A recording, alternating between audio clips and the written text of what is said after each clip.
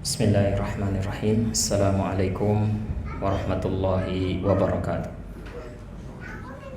Innal hamdalillah nahmaduhu wa nasta'inuhu wa nastaghfiruh wa na'udzu billahi min shururi anfusina wa min sayyiati a'malina. May yahdihillahu fala mudilla lahu wa may yudlil fala hadiya lahu. Asyhadu an la ilaha illallah wahdahu la syarika lahu wa asyhadu anna Muhammadan 'abduhu wa rasuluh. Allahumma salli wa sallim wa barik wa an'im ala 'abdika wa rasulika Muhammad wa ala alihi wa sahbihi wa man ihtada bihadihi wa qatafa atharahu ila yaumiddin, amma ba'd. Kaum muslimin dan muslimat, para ikhwah dan akhwat, bapak-bapak, ibu-ibu, jamaah masjid Cirona yang dirahmati Allah Subhanahu wa taala. Alhamdulillah, dengan limpah nikmat dan taufik dari Allah Subhanahu wa taala, malam hari ini kita bisa menyelenggarakan majelis ini. Semoga Allah Subhanahu wa taala memberkahi majelis ini, dan semoga juga Allah Subhanahu wa taala meridhai, merahmati kita semuanya. Salawat dan salam semoga senantiasa tercurah kepada Nabi dan Rasul kita, panutan kita, Nabi Muhammad sallallahu alaihi wasallam, serta keluarga, para sahabat, dan orang-orang yang mengikuti ajaran beliau, menghidupkan sunnah-sunnah beliau hingga hari kiamat. Bapak dan Ibu, kaum muslimin dan muslimat, para ikhwah dan akhwat yang dirahmati Allah Subhanahu wa taala, kita telah menyelesaikan pembahasan kaidah-kaidah besar dari kaidah-kaidah fikih yang berjumlah berapa kaidah? Selama ini yang kita pelajari 6 kaidah. Nah, apa? Bisa diingatkan kembali, menyegarkan ingatan kita.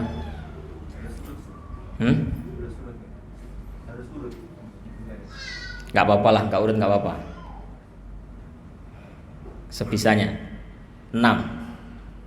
Yang penting 6. Al-umur bimaqasidiha, perkara itu tergantung pada maksud-maksudnya. Ya, benar. Al-yaqin la yazulu bisyak, keyakinan tidak hilang dengan keraguan-raguan. Terus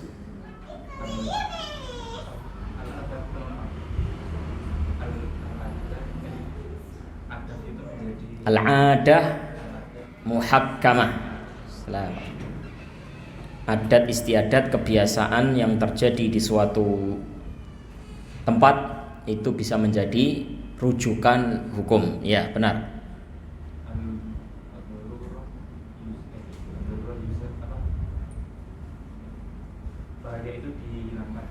Ad-dararu yuzal, atau dengan bahasa lain la darara wala dirar, ya.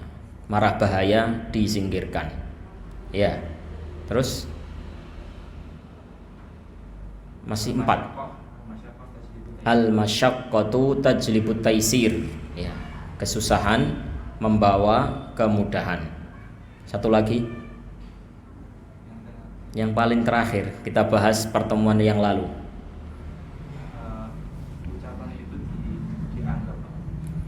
Mengfungsikan ucapan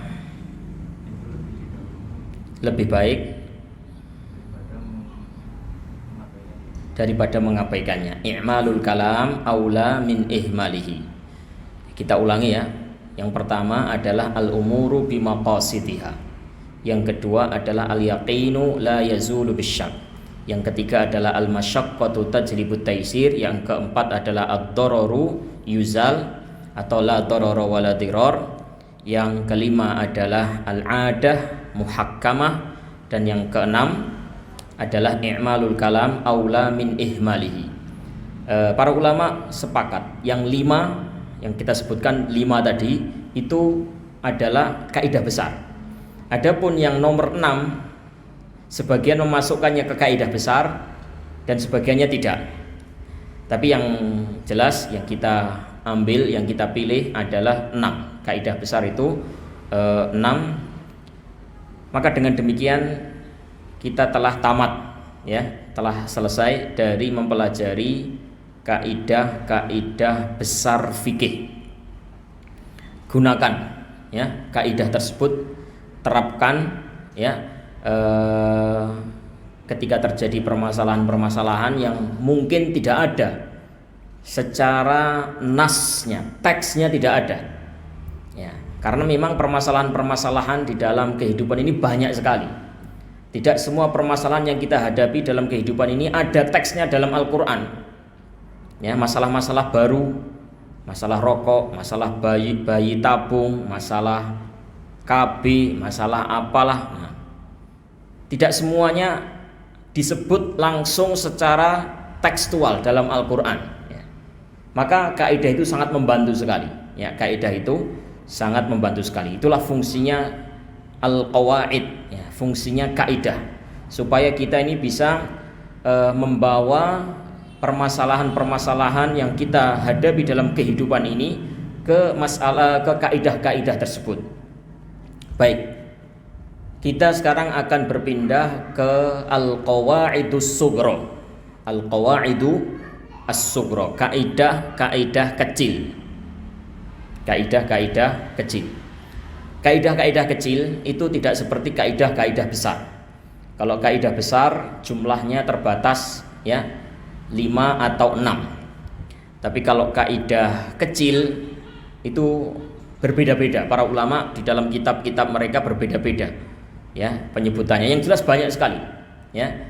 Ya, belasan puluhan, ya, bahkan bisa jadi sampai 100 ke atas, ya. Jadi tergantung ulama tersebut menyebutkannya. Ada yang menyebutkannya secara banyak, panjang lebar. Nah, di dalam kitab-kitab mereka ada yang tidak terlalu banyak. Nah, maka kita pun nanti akan menyebutkan ya beberapa saja. Ya, insyaallah, yakni saya akan memilih dari kaidah-kaidah yang sering bersinggungan dengan kehidupan kita.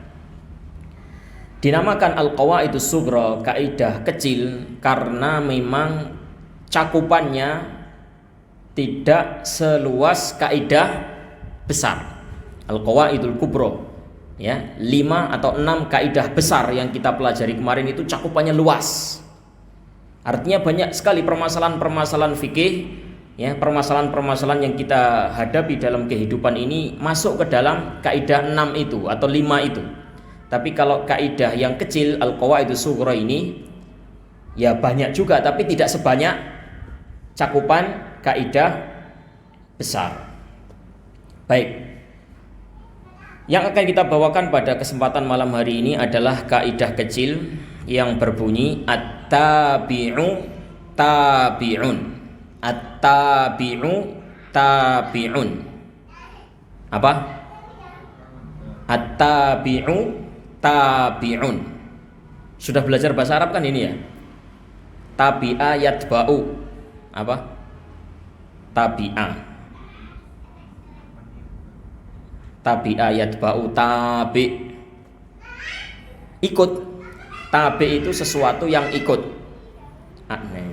Tabi'un, ya, ada mubtada, ada khobar. At-tabi'u mubtada. Khobarnya adalah tabi'un. Mubtada dan khobarnya sama, satu kata. At-tabi'u tabi'un, sesuatu yang mengikuti, ya ikut saja. Sesuatu yang mengikuti, ikut saja. Kaidah ini ada beberapa lafadznya. Ya, lafadz pertama yang kita sebutkan ini tadi, at-tabi'u tabi', sesuatu yang mengikuti, ya mengikuti saja. Hukumnya, maksudnya hukumnya ngikut saja. Lafadz yang lain adalah at-tabi'u la yufradu bil hukmi. At-tabi'u la yufradu bil hukmi, sesuatu yang ikut tidak disendirikan hukumnya. Sesuatu yang ikut tidak disendirikan hukumnya. Ada lagi yang lafadznya menyebutkan dengan lafadz yathbutu taba'an ma la yathbutu istiqlalan. Yathbutu taba'an ma la yathbutu istiqlalan, sesuatu yang ikut bisa menjadi boleh hukumnya, padahal dia tidak boleh ketika berdiri sendiri. Ya, sesuatu yang ikut, atau dengan bahasa lain nebeng ke sesuatu yang lain. Sesuatu yang nebeng ikut ke sesuatu yang lain itu hukumnya bisa menjadi boleh, padahal dia itu kalau berdiri sendiri tidak boleh. Jelas ya, ada 3 lafadz itu semuanya intinya sama. At-tabi'u tabi'un, at-tabi'u la yufradu bil hukmi, dan yathbutu taba'an ma la yathbutu istiqlalan. Istiqlalan. Siapa yang bisa mengulangi 3 lafadz tadi? Yang terakhir agak susah mungkin ya. Yathbutu taba'an ma la yathbutu istiqlalan. Tahu Masjid Istiqlal? Nah, ingat Masjid Istiqlal. Yathbutu taba'an, sesuatu yang ikut dihukumi boleh, tapi dia ketika istiqlal tidak boleh. Istiqlal itu sendiri berpisah. Masjid Istiqlal itu dinamakan Istiqlal karena berpisah, sudah tidak dijajah Belanda lagi, berdiri sendiri, ya, merdeka. Nah, makanya simbol kemerdekaan itu apa? Dibuatlah masjid dengan nama Istiqlal. Jadi sesuatu yang berdiri sendiri itu misalnya hukumnya A, itu bisa jadi B kalau dia bergabung dengan sesuatu yang lain. Nah, jadi 3 lafadz ini itu maknanya adalah, jadi ada sesuatu yang ada kalanya dia itu ikut, ada sesuatu yang ada kalanya dia itu berdiri sendiri, ya. Nah, dia memiliki hukum yang berbeda tatkala dia berdiri sendiri dan tatkala dia ikut ke sesuatu yang lain. Contoh dari ikut ke sesuatu yang lain apa? Sesuatu yang ikut ke sesuatu lain. Contoh yang paling mudah adalah janin. Janin itu ikut induknya. Janin ikut induknya, ya. Jadi ini contoh tabi.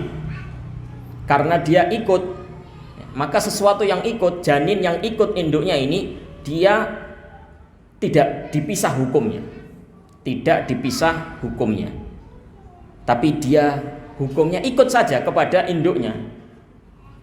Nah, makanya di dalam hukum fikih, kalau orang menyembelih sapi dan setelah sapi itu mati, tersembelih, dan setelah dibedah perutnya, di situ ada janinnya mati juga, maka hukum janin ini adalah apa? Halal atau haram? Hah? Kenapa halal? Karena dia tabi, ikut ke induknya. Induknya sudah disembelih, ya sudah, dia dihukumi sudah disembelih. Janin tadi hukumnya sudah disembelih, padahal kan dia tidak disembelih. Dia mati karena apa? Ayo coba, siapa yang tahu kenapa janin itu mati? Sapi disembelih, nah, terus dibedah perutnya, ada janinnya mati juga. Kenapa dia mati? Kalau dalam hukum Islam itu mati karena apa? Dikategorikan apa itu? Dia masuk dalam munkhaniqah. Munkhaniqah itu hewan yang mati tercekik. Mati karena saluran napas berhenti. Nah, tidak bisa bernafas. Ya. Matinya karena tidak bisa bernafas. Kan saluran napasnya kan ada di induknya. Nah, induknya disembelih, sudah nggak bisa bernafas, artinya janin itu pun akhirnya mati juga, ya. Nah, jadi ini kalau seandainya janin ini kita hukumi sendiri, kita anggap dia adalah istiqlal, berdiri sendiri, itu hukumnya apa? Hewan yang tercekik mati karena tercekik, bukan karena sembelian, itu hukumnya apa? Hukumnya haram. Dia bangkai. Hurrimat alaikumul maitatu waddamu walahmul khinzir wa ma uhilla li ghairillahi bihi wal munkhaniqatu wal mauqudatu wal mutaraddiyatu wan natihatu wa ma akalas sabu illa ma dzakaitum. sampai akhir ayat. Telah diharamkan bagi kalian bangkai, darah, daging babi dan hewan yang disembelih dengan menyebut nama selain Allah, wal munkhaniqah dan hewan yang tercekik, wal mauqudah hewan yang terpukul benda tumpul, wal mutaraddiyah hewan yang jatuh dari tempat yang tinggi, wan natihah hewan yang tertanduk, ditanduk oleh binatang lain, wa ma akalas sabu hewan yang dimangsa oleh binatang buas, kecuali yang kalian sempat menyembelihnya, belum sampai mati kalian bisa menyembelihnya, maka itu menjadi halal. Surat Al-Maidah ayat 3. Jadi aslinya seandainya janin itu kita hukumi terpisah, dia itu haram aslinya. Kalau apa? Kalau terpisah. Tapi di sini dia dihukumi halal sebab dia ikut kepada induknya. Nah, yathbutu tabaan malah yathbutu istiqlal. Sesuatu yang kalau berdiri sendiri tidak boleh, bisa berubah boleh karena dia menginduk, karena dia ikut, karena dia nebeng ke sesuatu yang lain. Contohnya janin tadi. Jadi janin itu mati bukan karena sembelihan. Kalau seandainya itu terjadi sendiri, ya haram. Tapi karena ini kejadiannya nebeng, ya dia itu nebeng ke induknya, maka dia dihukumi halal. Ya, jadi itu maksudnya. Maksud dari kaidah itu seperti at-tabi'u tabi'un, sesuatu yang ikut hukumnya ikut saja. Jadi janin ikut kepada induknya, induknya dihukumi halal karena sembelihan, dia dihukumi halal juga. Ya, dianggap sudah disembelih begitu.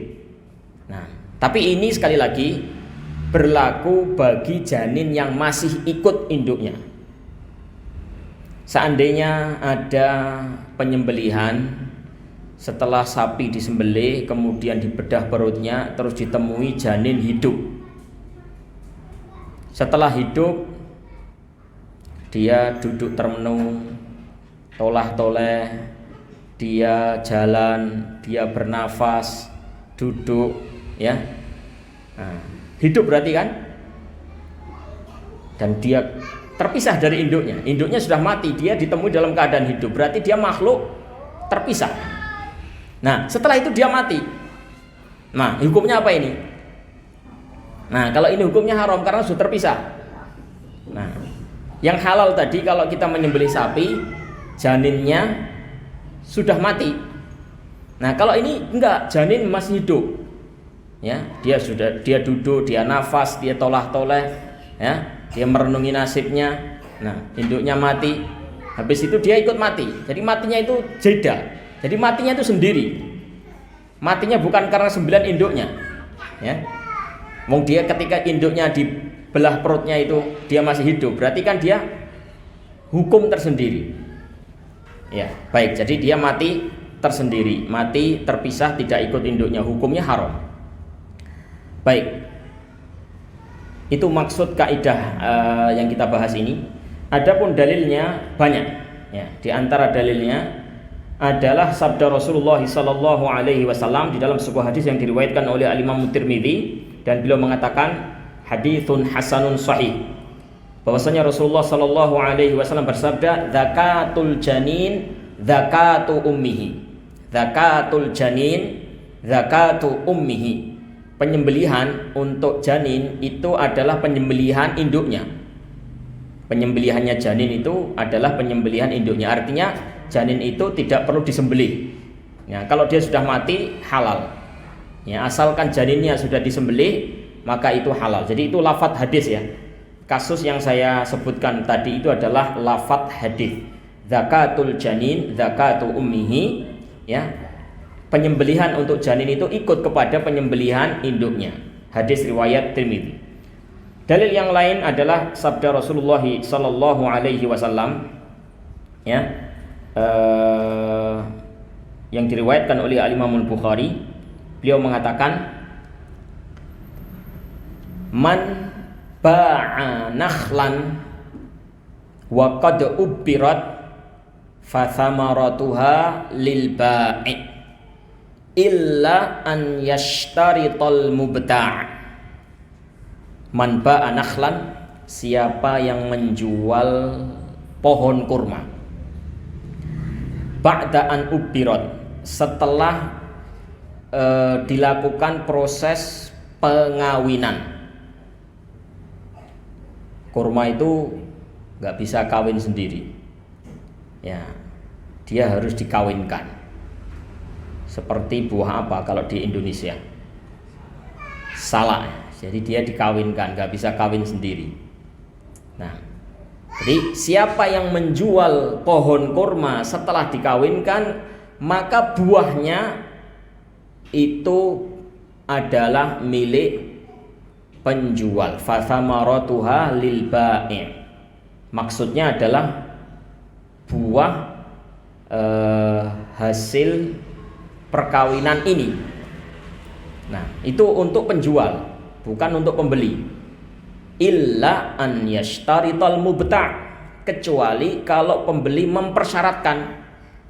Yang dimaksud mempersyaratkan adalah pembeli berkata, saya beli pohonmu ya, atau saya beli pohon kurmamu atau kebun kurmamu, sekaligus buahnya. Nah, itu baru menjadi miliknya pembeli. Tapi kalau nggak ada omongan seperti itu, hasil panen pertama ini miliknya penjual. Paham? Jadi misalnya saya punya pohon kurma, saya mengawinkannya, terus berbuah. Dari hasil perkawinan yang saya lakukan tersebut, dia berbuah. Nah, saya jual. Nah, setelah dijual bukan menjadi milik saya lagi. Jadi pohon kurma itu milik orang lain. Nah, tapi buahnya milik siapa? Buah yang muncul saat itu saja ya, bukan buah yang berikut-berikutnya. Buah yang sekali ini saja. Itu milik saya, penjual. Nah, milik saya. Karena yang dijual memang bukan buahnya. Yang dijual adalah pohon kurma atau kebun kurma. Ya. Jadi untuk buahnya, buah yang muncul saat itu menjadi hak saya. Kecuali kalau akadnya beda. Akadnya beli pohon kurma, kebun kurma berikut buah-buahnya sekalian.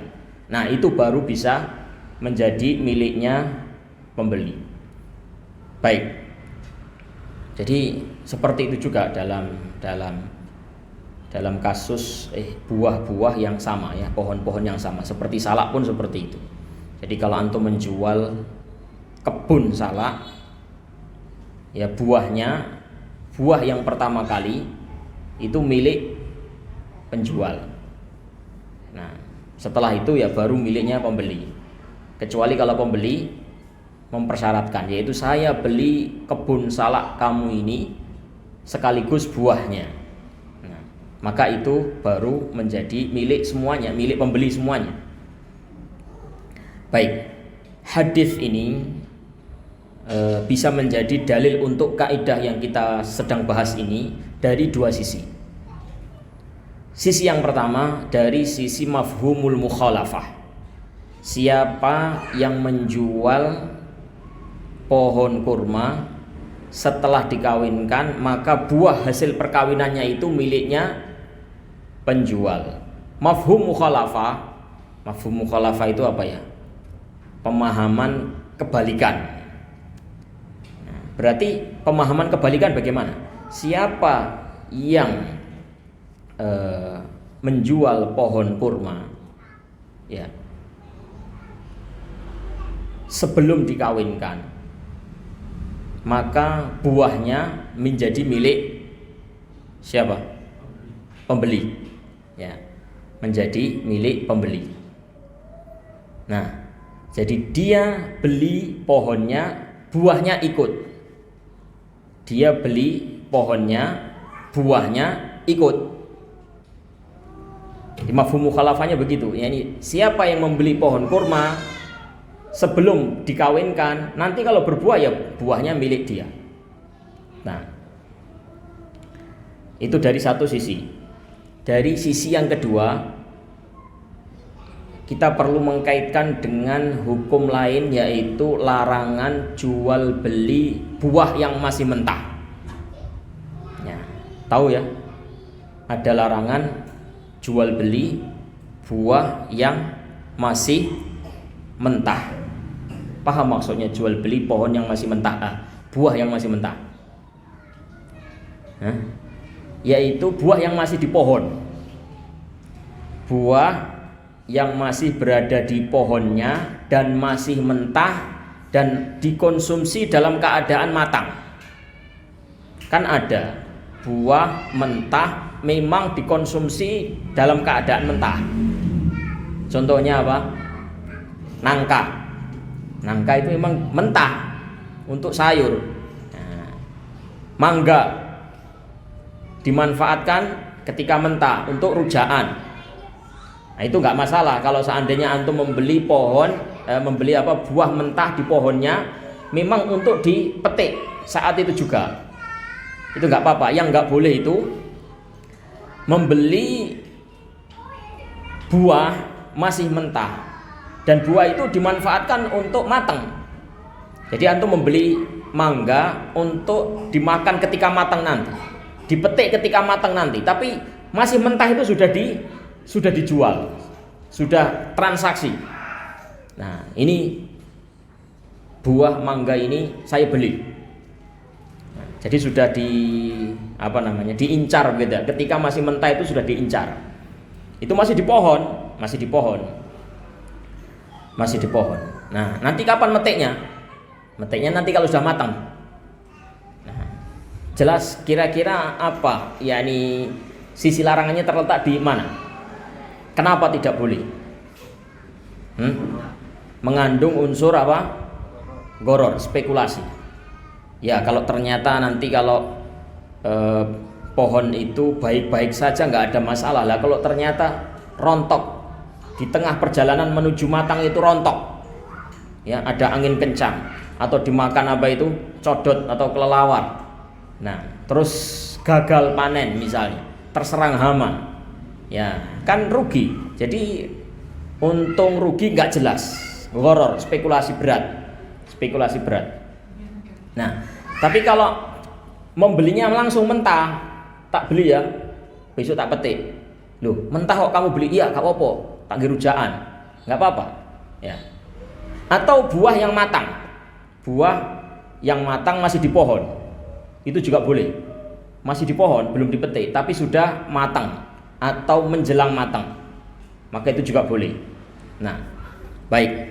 Jadi kita kembali kepada larangan jual beli buah yang masih di pohonnya dalam keadaan mentah, itu nggak boleh. Nah, sementara dalam hadis yang saya bacakan tadi, kembali ke hadis yang tadi, itu siapa yang menjual pohon kurma setelah dikawinkan, maka buah hasil perkawinannya itu milik penjual. Yang saya mau tanyakan adalah, setelah dikawinkan itu pohonnya itu langsung matang atau masih mentah? Ya masih mentah. Nah, ini kok boleh? Siapa yang menjual pohon kurma setelah dikawinkan, maka buahnya untuk penjual. Loh, ini boleh. Padahal setelah dikawinkan itu nggak langsung matang. Nah, para ulama menjelaskan karena akadnya itu bukan akad jual beli buah. Akadnya adalah akad jual beli pohon. Jadi kalau antum membeli pohon dan di situ ada buah yang masih mentah, boleh. Buahnya sekalian antum beli juga boleh. Nah, bedanya apa dengan larangan membeli buah yang masih mentah di pohonnya? Kalau yang antum beli buahnya itu nggak boleh, masih mentah. Buah masih mentah di pohonnya nggak boleh. Nah, tapi ini membeli pohon sak buah-buah pisan boleh. Nah, paham sampai sini? Nah, yathbutu taba'an ma la yathbutu istiqlalan. Jadi buah itu seandainya dia dibeli berdiri sendiri, mentah, masih di pohonnya, nggak boleh. Tapi kalau antum membeli pohonnya, maka buahnya ikut.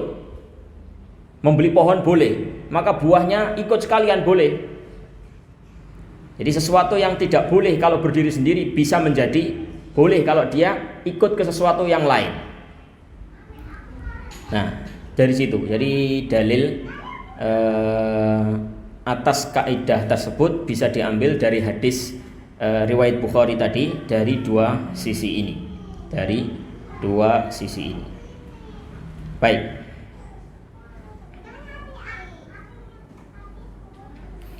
Dalil yang ketiga adalah ijma'. Ya, ijma' para ulama. Ijma' itu dalil ya. Dalil kita itu bukan Quran, bukan sunnah saja. Tapi ada tambahan juga ijma'. Ijma' itu apa?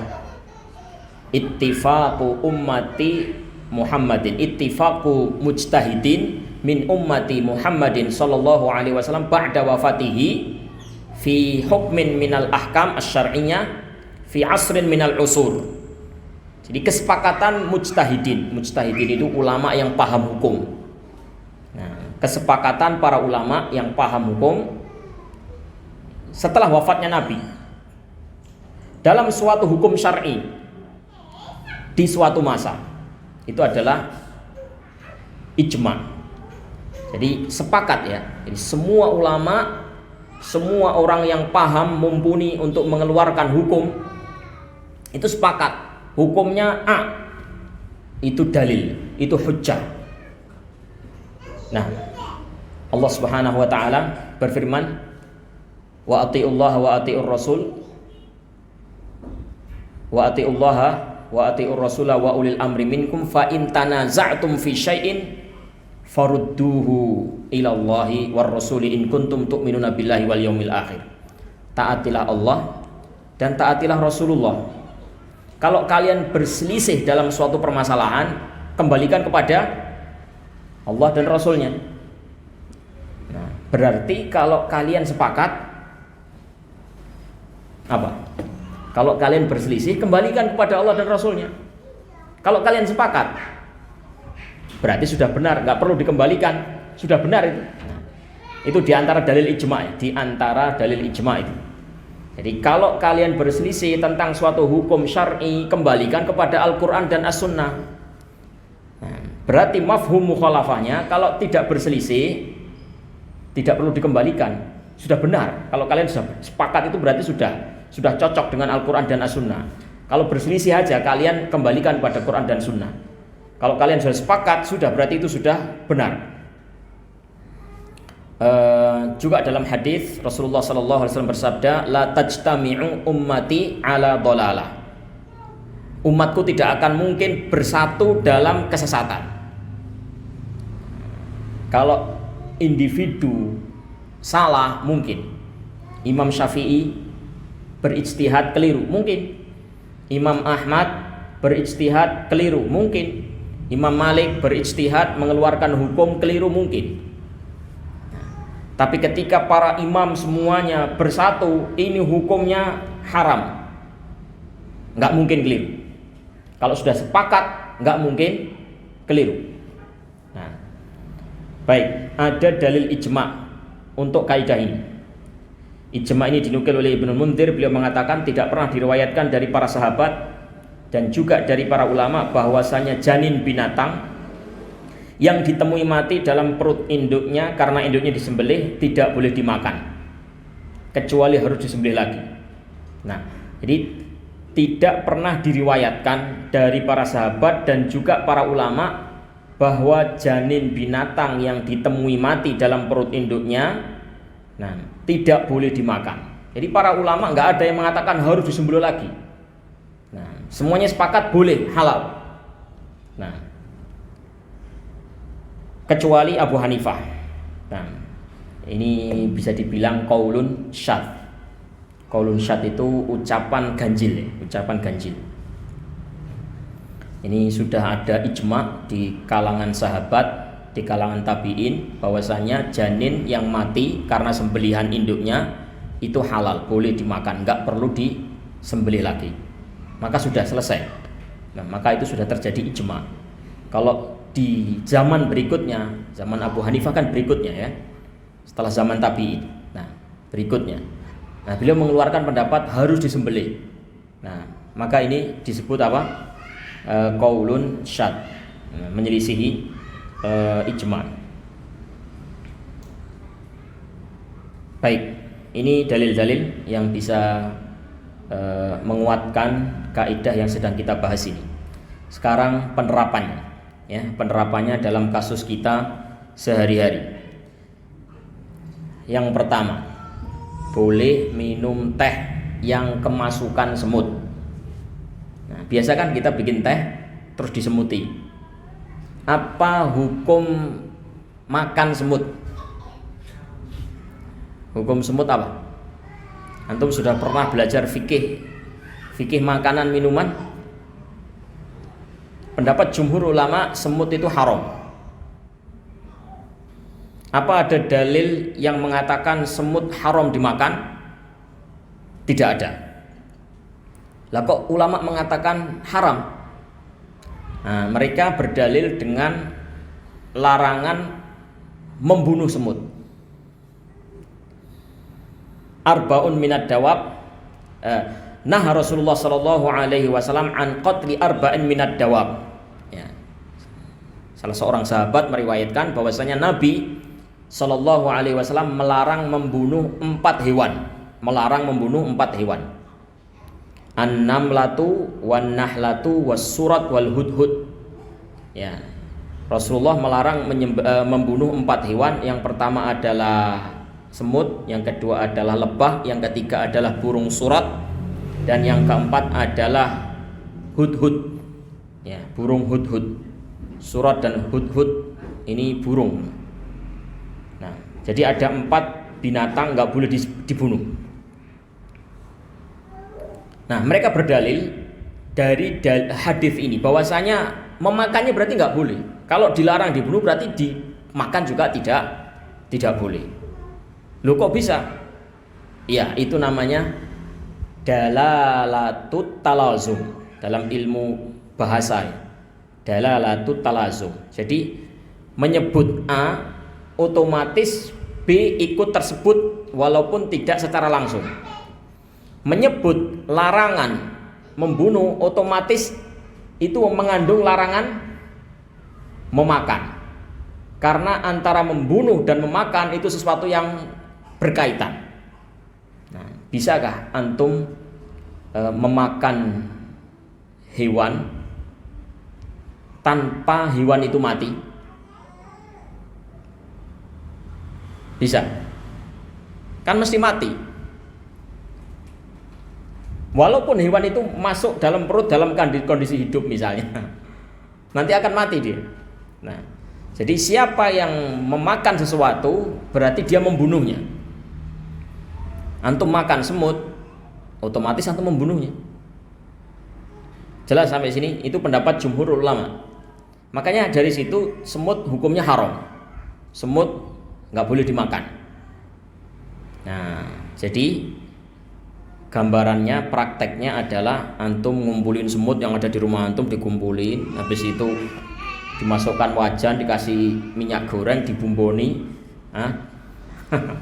dimakan, itu nggak boleh. Nah, kalau teh kemasukan semut kok boleh? Nah, dalilnya, kaidahnya adalah at-tabi'u tabi atau yathbutu taba'an ma la yathbutu istiqlalan. Semut yang masuk ke dalam teh itu ketika kita meminumnya itu kita tidak minum semut, kita minum teh. Semutnya kitutan, ya. Kitutan semut, tabi, semutnya tabi. Nah, yang nggak boleh itu kalau antum kumpulkan semut, antum bumboni, antum goreng, antum makan, itu nggak boleh. Itu namanya berdiri sendiri, berdiri sendiri. Kalau ini tidak berdiri sendiri, ya, intinya antum minum teh. Jadi yang antum minum itu bukan semut tapi teh. Ya, semutnya itu tabi. Ya, jelas ya. Jadi sesuatu yang tidak boleh kalau berdiri sendiri bisa menjadi boleh karena dia ikut ke sesuatu yang lain. Semut jadi boleh dimakan, diminum karena dia ikut teh. Nah, karena dia ikut teh. Yang kedua, bolehnya menjual sapi yang sedang bunting dengan harga yang berbeda tentunya dengan sapi yang tidak bunting. Anggaplah misalnya standarnya sapi harganya 20 juta. Ada sapi khusus ya, harganya beda 22 juta. Ketika ditanya kenapa kok harganya kok mahal, Pak? Rata-rata 20. Ini kok 22. Oh, ini sapi sedang bunting. Jadi di dalamnya itu ada janinnya. Nah, itu boleh. Boleh menjual janin sapi, tapi ikut induknya. Padahal janin itu kalau dijual sendiri nggak boleh. Misalnya ada orang datang ke peternak sapi, tanya-tanya, ini sapi ini bunting ya? Oh iya. Wah ini bagus ini, sapinya induknya bagus, janinnya bagus biasanya. Induknya ayu, resik, putih, berarti apa? Janinnya juga bagus, pejantannya juga bagus, janinnya insya Allah bagus. Wes tak tuku saya beli. Yang dibeli apanya? Janin. Tak beli 3 juta. Janin saya beli 3 juta. Boleh seperti ini? Nggak boleh. Kenapa nggak boleh? Goror. Nggak jelas. Ya nanti kalau lahir misalnya cacat bagaimana?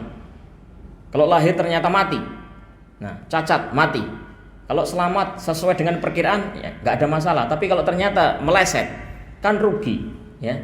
Untung rugi tidak jelas, itu namanya spekulasi berat atau dalam bahasa fikih goror. Nggak boleh. Jadi menjual janin sendiri nggak boleh. Tapi kalau yang antum jual adalah sapi yang bunting, boleh. Kenapa kok boleh? Yang antum jual bukan janinnya. Yang antum jual apa? Sapi induk. Janinnya ikut saja. Nah, jadi janin ini seandainya dia berdiri sendiri, diakad jual beli sendiri, nggak boleh. Tapi berhubung dia gabung nebeng ke induknya menjadi boleh. Yathbutu taba'an ma la yathbutu istiqlalan. Sesuatu yang kalau berdiri sendiri tidak boleh bisa menjadi boleh kalau dia nebeng ke sesuatu yang lain. Seseorang sholat dalam keadaan masbuk, tata cara sholatnya mesti aneh. Iya apa enggak? Ada orang masbuk di rokaat kedua setelah ruku di sholat maghrib. Sholat maghrib masbuk rokaat kedua setelah ruku. Siapa yang bisa menjelaskan kaifiat sholat yang dia lakukan? Kaifiat sholat yang dia lakukan akan terdiri dari 4 tahiyat. Padahal sholat maghrib itu cuma 3 rakaat. Loh tahiyatnya kok iso 4 iki piye? Iya kan? Sholat maghrib itu cuma 3 rakaat. Nah, tapi tahiyatnya orang ini kok sampai 4 iki piye? Iya, dia sholat datang pas rakaat kedua. Ba'da ruku. Berarti dia dapat rakaat kedua ini apa enggak? Enggak dapat. Berarti dia terlambat 2 rakaat, ya kan? Terlambat 2 rakaat. Nah, dan dia ikut tahiyat awalnya imam. Tahiyat awalnya imam. Tapi belum terhitung 1 rakaat. Dia sudah ikut tahiyat, tapi dia belum terhitung 1 rakaat. Baik, ketika imamnya rakaat ketiga, dia juga ikut tahiyat lagi 2 kali. Ketika imamnya salam, dia nambah 2 rakaat. Tambahan yang pertama dia tahiyat awal. Tambahan ketiga tahiyat lagi, tahiyat akhir. Loh, sholatnya cuma 3 rakaat, tahiyatnya 4. Ini kalau sholat sendiri, seandainya sholat seperti ini, tata cara sholat seperti antum lakukan, sholat munfarid, sholat sendiri seperti ini, nggak sah sholat seperti ini, bid'ah. Nah, tapi berhubung antum ikut imam, boleh. Sesuatu yang berdiri sendiri nggak boleh, bisa menjadi boleh ketika nebeng, ketika ikut ke sesuatu yang lain. Asuransi konvensional. Nah, ini adalah pembahasan yang tentunya sangat panjang sekali. Sebagian ada yang membolehkan, sebagian ada yang tidak membolehkan. Nah, tapi saya berbicara atas dasar pendapat yang melarang, yang tidak membolehkan. Bagi ulama yang berpendapat asuransi konvensional tidak boleh, mereka membolehkan kalau asuransi itu nebeng ke sesuatu yang lain. Contohnya adalah ketika antum membeli sepeda motor. Membeli sepeda motor, ya itu otomatis dapat apa? Asuransi ya. Iya apa enggak? Di apa namanya? Di STNK-nya atau BPKB-nya itu ada asuransinya. Ya. Atau antum naik pesawat, beli tiket pesawat, itu sudah sekaligus dapat asuransi. Antum beli tiket kereta, langsung dapat asuransi keselamatan. Nah, walaupun para ulama yang berpendapat asuransi konvensional itu tidak boleh, mereka mengatakan boleh dalam kasus seperti ini. Karena apa? Asuransi itu bukan akad utama. Akad utama yang antum lakukan adalah beli tiket pesawat. Bukan asuransi, antum tidak sedang ikut asuransi, antum sedang beli tiket pesawat. Antum sedang beli tiket kereta api, antum sedang beli sepeda motor. Asuransinya ikut sekalian. Nah, itu yang dikatakan tabi. Tabi hukumnya tabi. Sesuatu yang ikut, hukumnya ya ikut saja. Mengikuti sesuatu yang diikuti. Sesuatu yang diikuti, tiket pesawat tadi kan halal. Ya sudah, asuransinya halal. Walaupun oleh ulama yang mengatakan asuransi konvensional itu haram, tetap mereka mengatakan halal dalam kasus seperti ini. Ya. Kalau ulama yang berpendapat asuransi konvensional halal, ya nggak usah tanya, ya jelas halal. Seandainya tidak tabi saja, mereka sudah mengatakan halal, apalagi kalau tabi. Tapi yang jelas, mereka yang mengatakan haram, asuransi konvensional itu haram, mereka tetap membolehkan dalam kasus asuransi pesawat, asuransi tiket pesawat, asuransi tiket kereta api yang saya sebutkan tadi. Sudah masuk waktu Isya? Baik. Ya, saya kira cukup sampai di sini. Contoh-contoh yang lain bisa antum baca sendiri insyaallah. Nah, sudah saya kirim makalahnya ke panitia, ke pengurus. Insyaallah nanti akan di share atau di copy untuk antum semuanya. Baik, kita akhiri, mudah-mudahan menjadi ilmu yang bermanfaat. Wassallallahu wassalamu ala nabiyyina Muhammad wa ala alihi wa sahbihi ajma'in walhamdulillahi rabbil alamin. Assalamualaikum warahmatullahi wabarakatuh.